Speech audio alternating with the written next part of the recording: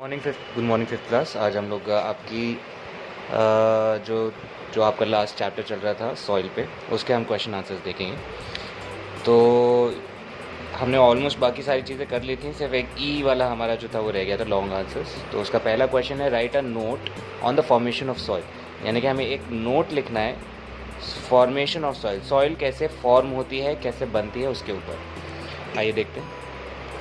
तो ये इसका आंसर है, the soil is formed over a long period of time by the weathering of rocks. यानी कि वेदरिंग मैंने आपको बताया था, जब रॉक्स टूट के छोटे छोटे पार्ट बन जाते हैं तो वो सॉइल बन जाता है।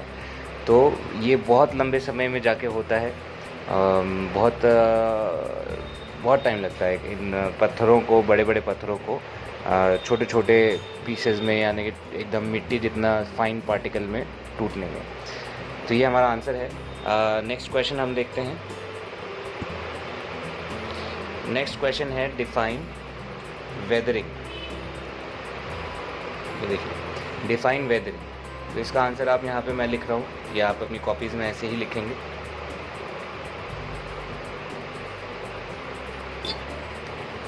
So weathering is the process in which large pieces of rocks are broken down into smaller pieces due to the sun, due to the heat of sun। यहाँ पे heat आप लिखोगे, due to the heat of sun, rain, wind and other changes in the weather। यानी कि weathering वो process है जिसमें बड़े बड़े पीसेस जो होते हैं रॉक्स के टूटते हैं, broken down into smaller pieces में टूटते हैं। किसकी वजह से? गर्मी से, सर्दी से, बारिश से, हवा से, और क्लाइमेट में जो चेंज आते हैं, वेदर में जो चेंज आते हैं, उसकी वजह से। ठीक है, तो इसको हम वेदरिंग कहते हैं। अब नेक्स्ट क्वेश्चन देखते हैं। आपके नेक्स्ट पेज पे आप देखोगे एक क्वेश्चन होगा, right a short note on layers of soil. ठीक है, तो ये हम लोग कर लेते हैं।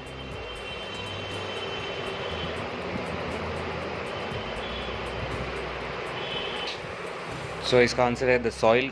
थोड़ा आंसर आपको बड़ा लग रहा होगा, लेकिन ये इसका एग्जैक्ट आंसर है। The soil can be divided into 3 layers. तो यहाँ पे हमें शॉर्ट नोट लिखना है लेयर्स ऑफ सॉइल के बारे में। तो सॉइल कितने पार्ट्स में डिवाइड हो सकती है? 3 लेयर्स में। पहला टॉप सॉइल, दूसरा सब सॉइल, और तीसरा बेड रॉक। टॉप सॉइल एक होती है, सब सॉइल में 2-3 लेयर्स होती हैं, और लास्ट होता है बेड रॉक। तो टॉप सॉइल के बारे में लिखा है, टॉप सॉइल कंटेन्स, इसमें होता है मोस्टली, इसमें ज़्यादातर ह्यूमस होता है, जो कि मरे हुए जानवर, प्लांट्स, ये सब होते हैं, which is rich in nutrients, जिसमें न्यूट्रिएंट्स ज़्यादा होते हैं। तो इसलिए वहाँ पे फूल पत्तियाँ भी ज़्यादा उग पाती हैं, आराम से उग पाती हैं। उसके नीचे under the top soil, under the top soil, top soil के अंडर, टॉप सॉइल के नीचे, देर आर सेवरल लेयर्स। उसके नीचे सेवरल मतलब बहुत सारे लेयर्स होती हैं, which make the sub soil, उस जो बनाती हैं सब सॉइल। ठीक है, तो टॉप सॉइल के अंडर बहुत सारी लेयर्स होती हैं, जिससे हमारा सब सॉइल बनता है। और these layers have less humus, इन लेयर्स में ह्यूमस कम होता है। फिर लास्ट में है, these layers have less humus, under the subsoil we have bedrock which is solid rock. और सब सॉइल में तो फिर भी थोड़ी बहुत आपको सैंड, मिट्टी वगैरह मिल जाएगी, लेकिन बेड रॉक, उसके जिस सब सॉइल के नीचे जो हमारा बेड रॉक है, उसमें आपको सिर्फ सॉलिड पत्थर, सॉलिड रॉक ही मिलेगा। तो ये पिक्चर आप अपने इस आंसर के साथ बनाएंगे। ठीक है, तो ये हो गया हमारा फर्स्ट आंसर। इसके बाद हम नेक्स्ट क्वेश्चन देखते हैं।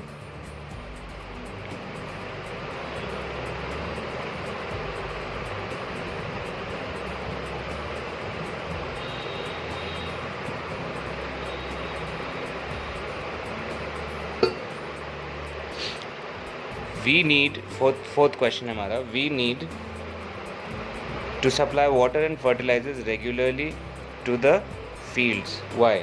हमें रेगुलरली फील्ड्स को वाटर और फर्टिलाइजर्स देने पड़ते हैं। क्यों? अगर आपने मेरी वीडियो देखी होगी तो आपको इसका जवाब मालूम होना चाहिए, मालूम होगा, आई होप सो।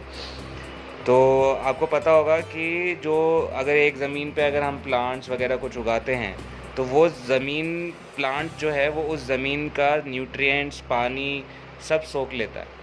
तो अगर हम लोग उस ज़मीन में वापस से पानी या फिर न्यूट्रिएंट्स नहीं भरेंगे, तो वो ज़मीन बंजर हो जाती है, उसमें दोबारा कोई प्लांट नहीं उग पाता। इसलिए हमें उसे लगातार वाटर और फर्टिलाइजर सप्लाई करने पड़ते हैं. We need to supply water and fertilizers regularly because plants, when grown again and again every year, can dry up. ये DRY है, ये R है. Can dry up the nutrients and water supply of that land. हमको बार बार इसलिए भरना पड़ता है क्योंकि जब प्लांट्स ग्रो किए जाते हैं बार बार हर साल, तो इट कैन ड्राई अप. तो ये ड्राई कर सकता है, यानी कि सुखा सकता है न्यूट्रिएंट्स और पानी के सप्लाई को उस ज़मीन के, है ना. तो ये आंसर है आपका. तो chemical fertilisers are those fertilisers which are manufactured inside a factory.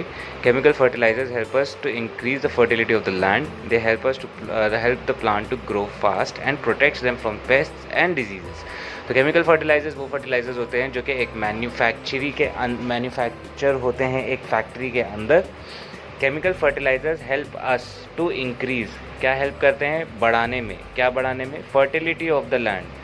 तो केमिकल फर्टिलाइजर्स इंक्रीज़ करते हैं ज़मीन की फर्टिलिटी, उसके उपजाऊपन को. They help the plant to grow fast. वो हेल्प करते हैं प्लांट को जल्दी उगने के लिए. ग्रो मतलब उगना, फास्ट मतलब जल्दी. एंड प्रोटेक्ट देम, और बचाता है उनको फ्रॉम पेस्ट्स, यानी कि पिस्सू और ये जो कीड़े मकोड़े होते हैं उनसे, और डिजीज़ेस और बीमारियों से बचाता है. तो ये हमारे केमिकल फर्टिलाइजर्स के फ़ायदे हो गए.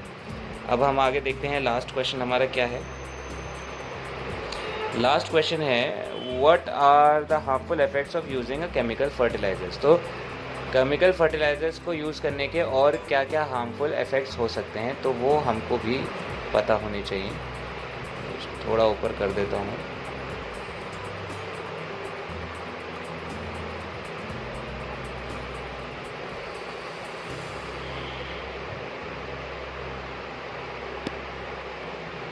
These are some of the harmful effects of a chemical fertilizer. तो chemical fertilizer के ये कुछ harmful effects हैं. पहला, they are good for plants but bad for the soil. तो वो good हैं plants के लिए but bad हैं soil के लिए.